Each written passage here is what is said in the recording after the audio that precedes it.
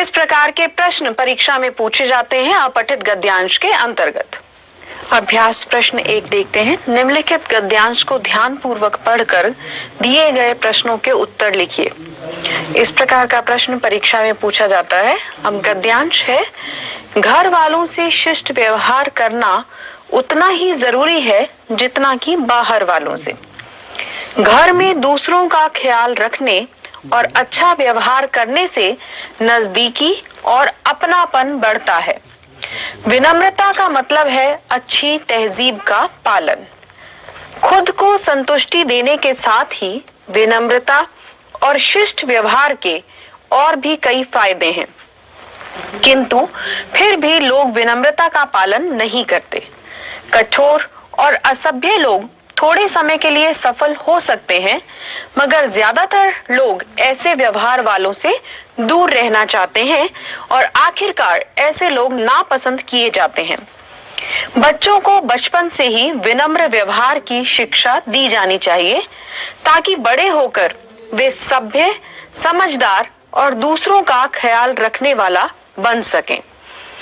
एक बार विनम्र व्यवहार सीख लें तो वह उम्र भर साथ रहता है।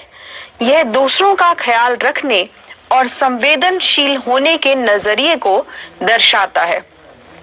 ऐसी बातें बहुत छोटी और साधारण लगती हैं, लेकिन इंसान को बहुत दूर तक ले जाती हैं।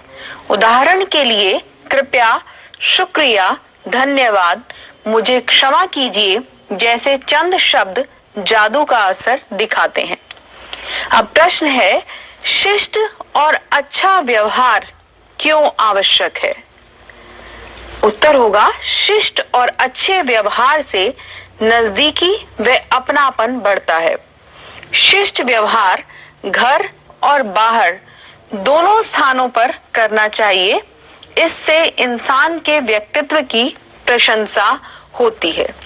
इस प्रकार का उत्तर आप देंगे। दूसरा प्रश्न है, विनम्रता में प्रयुक्त उपसर्ग बताते हुए विनम्रता का अर्थ लिखिए।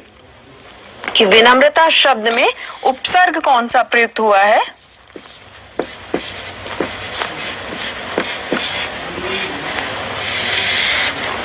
तो इस विनम्रता शब्द में उपसर्ग प्रयुक्त हुआ है वी और मूल शब्द है नम्रता।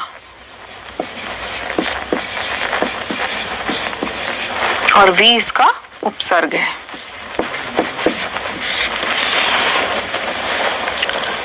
विनम्रता में वी उपसर्ग का प्रयोग किया गया है और विनम्रता का अर्थ है अच्छी तहजीब के साथ बात करना।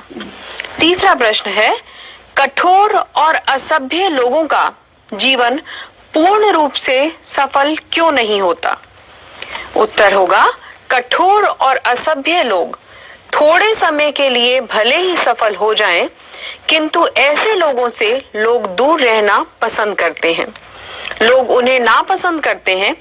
ऐसे लोगों को अपने व्यवहार के कारण हानि उठानी पड़ती है। चौथा प्रश्न है, बच्चों को बचपन से ही कैसी शिक्षा दी जानी चाहिए और क्यों? उत्तर होगा, बच्चों को सभ्यता और समझदारी की शिक्षा दी जानी चाहिए, जिससे वे बड़े होकर सभ्य और अच्छा व्यवहार करें। बच्चे ऐसी शिक्षा पाकर दूसरों का ख्याल करेंगे तो सबके प्रिय बनेंगे। ऐसी शिक्षा का परिणाम अच्छा होता है। यह इंसान को बहुत आगे ले जाता है।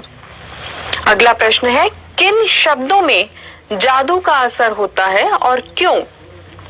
कृपया, शुक्रिया, धन्यवाद, मुझे क्षमा कीजिए ऐसे शब्दों में जादू का असर होता है, क्योंकि इन्हें बोलते ही सामने वाला शांत हो जाता है और उसका क्रोध मिट जाता है। अगला है, विनम्र शब्द का विलोम बताइए। विनम्र शब्द का विलोम शब्द बताना है और विनम्र का विलोम होगा उद्दंड। अगला इसका ख भाग है, गद्यांश का उपयुक्त शीर्षक दीजिए। इन गद्यांश के लिए उपयुक्त शीर्षक है शिष्ट व्यवहार। तो देखा आपने कि किस प्रकार के प्रश्न अपठित गद्यांश के आधार पर पूछे जाएंगे जो इस अपठित गद्यांश से लिए गए हों, साथ ही कुछ व्याकरणिक भाग भी इसमें सम्मिलित होता है। जैसा आपने देखा यहाँ विलोम शब्द, उपसर्ग, इस प्रकार के प्रश्न भी पूछे गए हैं। अगला उदाहरण देखते हैं। अत्यधिक प्रदूषित हो चली गंगा में अब साधु संत भी डुबकी लगाने से बचने लगे हैं। गंगा अत्यधिक प्रदूषित हो गई है, जिसके कारण अब साधु संत भी उसमें डुबकी लगाना पसंद नहीं करते। फैक्ट्रियों के प्रदूषित पानी, कीटनाशक व रासायनिक खाद का बढ़ता प्रयोग, घरेलू सीवर का गंदा पानी आदि गंगा प्रदूषण के लिए जिम्मेदार तो है ही, हमारे धार्मिक अंधविश्वास भी गंगा को प्रदूषित करने के लिए कम जिम्मेदार नहीं है। क्या रासायनिक पदार्थों से बनी देवी देवताओं की मूर्तियों का विसर्जन गंगा को प्रदूषित नहीं करता? रासायनिक पदार्थों, केमिकल से बनी हुई जो देवी देवताओं की मूर्तियां भी बनाई जाती हैं, तो क्या उनका विसर्जन भी गंगा को प्रदूषित नहीं करता? क्या हमारे गंगा स्नान करने से हमारे ही शरीर की गंदगी से गंगा प्रदूषित नहीं होती? इसी तरह क्या गंगा किनारे शवदाह करने से गंगा प्रदूषित नहीं होती? यदि आप वास्तव में गंगा को प्रदूषण से मुक्त कराना ही चाहते हैं, तो सरकार के प्रयासों के साथ साथ जनता को भी धार्मिक अंधविश्वासों से बाहर निकालने हेतु अलख जगाएं। सरकार को उसकी जिम्मेदारी सौंपने मात्र से ही आपकी जिम्मेदारी समाप्त नहीं हो जाती। अपने ही देशवासियों को बताएं कि जिन कार्यों से गंगा प्रदूषित होती है, उस कार्य से हमारा प्रत्येक देशवासी स्वयं को विरत रखे, अर्थात ऐसे कार्यों से दूर रहे। तो पहला प्रश्न है, साधु संत भी गंगा में डुबकी लगाने से क्यों बचने लगे हैं? उत्तर होगा, गंगा के अत्यधिक प्रदूषित होने के कारण साधु संत भी गंगा में डुबकी लगाने से बचने लगे हैं। दूसरा प्रश्न है, गंगा प्रदूषण के लिए जिम्मेदार प्रमुख कारक क्या हैं? कौन से ऐसे कारण हैं जिनके कारण गंगा प्रदूषित हो रही है, जो कि इस गद्यांश में बताए गए हैं? वो जिनमें पहला है, गंगा प्रदूषण के लिए जिम्मेदार प्रमुख कारक हैं क, फैक्ट्रियों का प्रदूषित पानी, ख, घरेलू सीवर का गंदा पानी, ग, कीटनाशकों व रासायनिक खाद का बढ़ता प्रयोग। फिर तीसरा प्रश्न है, हमारी धार्मिक मान्यताएं गंगा प्रदूषण में कैसे सहायक हैं? हमारी धार्मिक मान्यताएं भी गंगा प्रदूषण में सहायक हैं। रासायनिक पदार्थों से बनी देवी देवताओं की मूर्तियों का गंगा में विसर्जन, गंगा किनारे शवदाह करना आदि कार्य गंगा प्रदूषण को बढ़ावा देते हैं। अगला प्रश्न है, गंगा को प्रदूषण से मुक्त करने के लिए क्या करना होगा? उत्तर होगा, गंगा को प्रदूषण से मुक्त करने के लिए सरकार के प्रयासों के साथ जनता को भी प्रयास करना होगा। धार्मिक अंधविश्वासों को समाप्त करने के लिए लोगों में चेतना जगानी होगी। ऐसे कार्यों पर रोक लगानी होगी जिससे गंगा प्रदूषित होती है।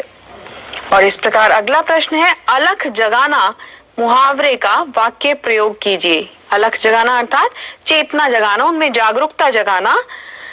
वाक्य प्रयोग यहाँ किया गया है, बाबा रामदेव ने जड़ी बूटियों से निर्मित दवाइयों के प्रति जनता में अलख जगाई।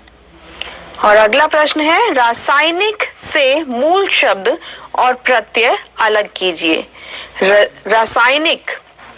रासायनिक शब्द में प्रयुक्त मूल शब्द और प्रत्यय अलग करना है। तो रासायनिक शब्द में मूल शब्द है रसायन, अर्थात केमिकल, रसायन, और प्रत्यय है इक। यहाँ पर प्रयुक्त इक प्रत्यय है, ये ई और क, और शब्द है, मूल शब्द है रसायन। आप जानते हैं प्रत्यय क्या है? वे शब्दांश अर्थात शब्द के अंश जो किसी शब्द के पीछे लगकर उसका अर्थ बदल देते हैं। और यहाँ उपसर्ग प्रयुक्त किया था। उपसर्ग क्या है? वे शब्दांश जो शब्द के आगे लगकर शब्द के मूल अर्थ में परिवर्तन कर देते हैं। इस प्रकार यहाँ उपसर्ग का प्रयोग हुआ है। विनम्रता में वी उपसर्ग है और ता प्रत्यय है, और यहाँ रासायनिक शब्द में रसायन मूल शब्द है और एक प्रत्यय का प्रयोग हुआ है।